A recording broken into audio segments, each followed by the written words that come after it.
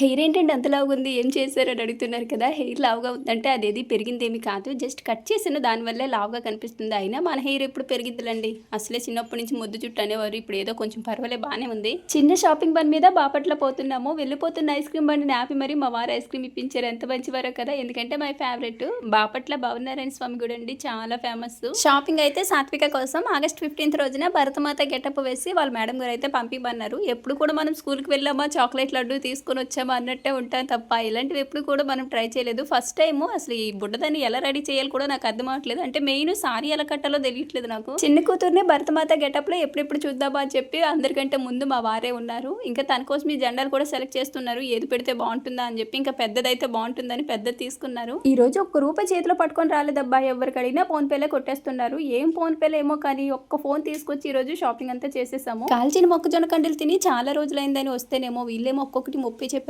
2.50కి అడిగినా ఇవ్వమనేసరి ఇంక ఇంటికైతే వచ్చేసామండి. తీరా ఇంటికి వస్తేనేమో నా చిట్టి తల్లి ప్రోగ్రెస్ కార్డ్ తీసుకొచ్చింది ఫస్ట్ టైం. నిజంగా మా చిట్టి తల్లి ఇవన్నీ రాసిందని చెప్పి కొన్ని అడిగానండి. బాగానే చెప్పింది. కానీ ఈ పాట పాడే అంటేనేమో ఆ బొమ్మ ముందర ఉన్న వస్తువులన్నీ చెప్తుంది కానీ పాట పాడట్లేదు.